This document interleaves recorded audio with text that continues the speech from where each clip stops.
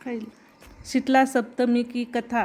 बांडली नामक एक गांव था जहां सास, जेठानी और देवरानी रहते थे। जेठानी व देवरानी दोनों को एक एक पुत्र था। बड़ी बहू अति झगड़ालू और ईर्ष्या वाली थी, वही छोटी बहू बहुत दयालु और मिलनसार थी। शीतला सप्तमी का दिन आया तब सासू ने छोटी बहू को भोजन बनाने के लिए कहा। छोटी बहू देर रात्रि तक भोजन बनाती रही। इतने में उसका बच्चा रोने लगा। तब वह भोजन का कार्य छोड़कर बच्चे को दूध पिलाने के लिए लेट गई, लेकिन दिन भर की थकी हुई होने से उसको नींद आ गई और चूल्हा जलता ही रहा। आधी रात के समय शीतला माता भ्रमण करते करते छोटी बहू के घर पहुँचे और चूल्हे में लौटने लगे, जिससे शीतला माता का पूरा शरीर जल गया। तब शीतला माता ने क्रोधित होकर श्राप दिया कि जैसा मेरा शरीर जला है वैसा तेरा पेट जले। सुबह उठकर बहू ने देखा तो चूल्हा जल रहा था और उसके साथ सोए हुए बच्चे की मौत हो गई थी।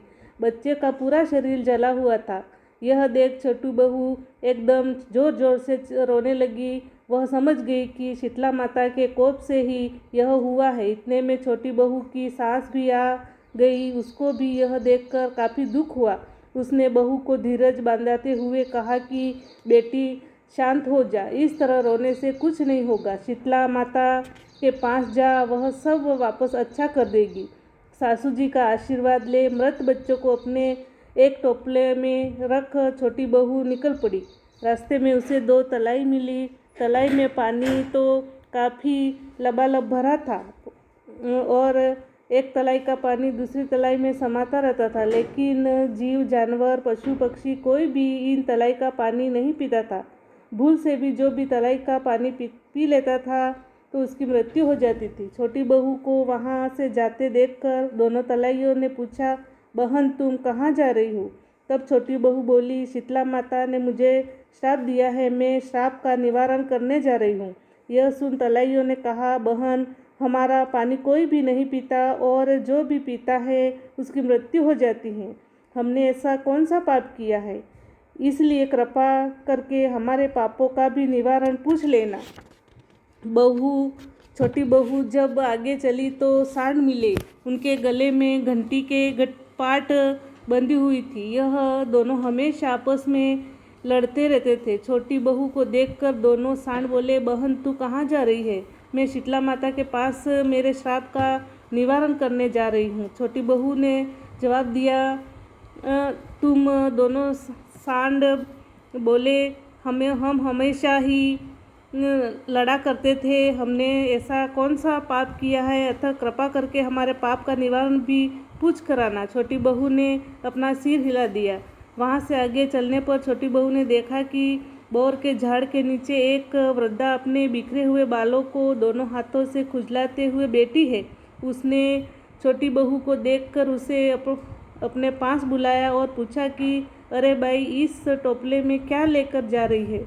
उसके जवाब में छोटी बहू ने अपना दुखड़ा कह सुनाया, लेकिन वृद्धा ने उसकी बात पर कोई ध्यान नहीं दिया और अपने स्वार्थ की बात करते हुए बोली, अरे भाई, मेरा माथा जरा देख ले, यह जुए तो मेरा खून पी गई।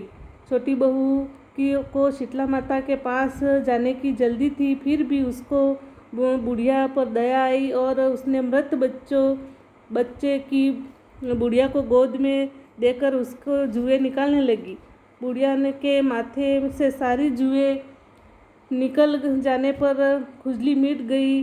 बुढ़िया ने छोटी बहू को आशीर्वाद देते हुए कहा कि जैसे मेरे माथे में ठंडक हुई है, ऐसा ही तेरा पेट भी ठंडा हो। उसी समय एक चमत्कार हुआ। बुढ़िया की गोद में पड़ा बच्चा सजीवन हो गया। छोटी बहू को आश्चर्य हुआ और वह समझ गई कि बुढ़िया और कोई नहीं, साक्षात शीतला माता ही है। छोटी बहू उसके पैरों पर गिरकर क्षमा याचना करने लगी। फिर छोटी बहू ने दोनों तलाइयों के श्राप का निवारण भी पूछा। शीतला माता बोली, बेटी, यह दोनों पूर्व जन्म में स्वतंत्र थी और दोनों आपस में लड़ा करती थी। इन्होंने कभी किसी की मदद नहीं की, यहाँ तक कि किसी को छाछ भी देती तो उसमें पानी मिलाकर देती थी। अब तू तलाइयों का पानी पी लेना और उसके पापों का नाश हो जाएगा, उसका पानी भी मीठा हो जाएगा। उसके बाद छोटी बहू ने दोनों सांडों के शाप का भी निवारण पूछा। तब शीतला माता ने कहा कि बेटी, यह दोनों पूर्व जन्म में देवरानी जेठानी थी। दोनों आपस में झगड़ाया करती थी, कोई को भी दलना खांडला पीसने में नहीं करने देती थी।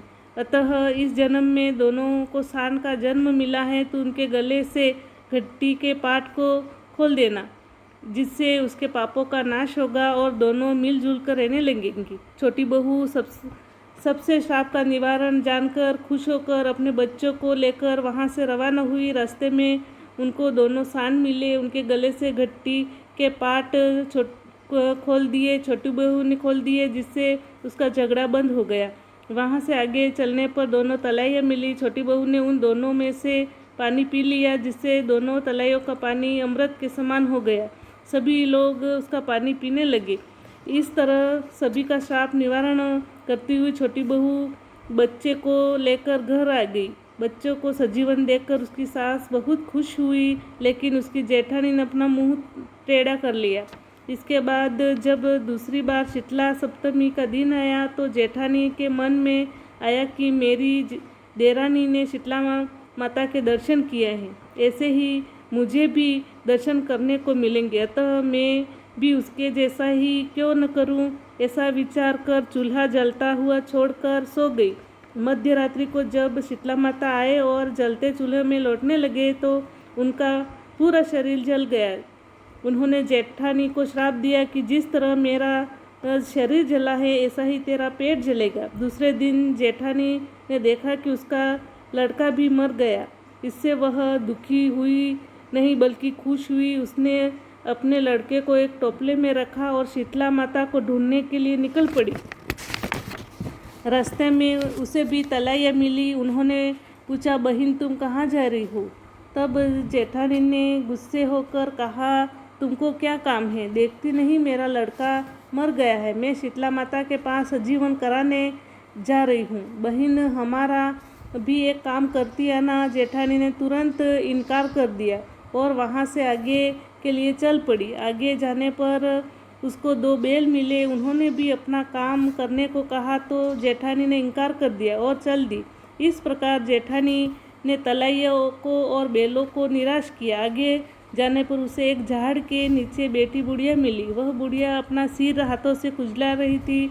उसने जेठानी से कहा, बहन तू मेरा माथा देख ले, जुएँ बहुत हो गई हैं। यह सुन जेठानी जलकर और गुस्सा होकर बोली, बेटी बेटी डोकरी, मैं तेरी जैसी कोई फालतू नहीं हूँ, तेरे माथे में से जुएँ निकाल दूँ। देखती नहीं मेरा छोरा मर गया है और मैं शीतला माता के पास उसे सजीवन कराने ले जा रही हूँ। इस प्रकार बुढ़िया को चिढ़क कर पूरे दिन मरे हुए अपने लड़कों को लेकर घूमती रही, लेकिन कहीं भी शीतला माता के दर्शन नहीं हुए। थक हार कर रोती बिलखती मरे हुए लड़के को लेकर वापस घर आ गई। बुढ़िया के रूप में शीतला माता को वह पहचान नहीं सकी। उसने किसी का भी भला नहीं किया, जिसका परिणाम जेठानी को भुगतना पड़ा। मृत लड़का भी जिंदा नहीं हुआ, कर्म भुगतने ही पड़ते हैं, यह कहावत सत्य है। देरानी ने अच्छे कर्म किए तो उनको शीतला माता के दर्शन हुए। हे शीतला माता, जैसे देरानी को दर्शन दिए और फल दिया, ऐसे ही सभी को फल दे, सभी का अच्छा करे। शीतला माता जय हो। शीतला माता की जय। शीतला माँ।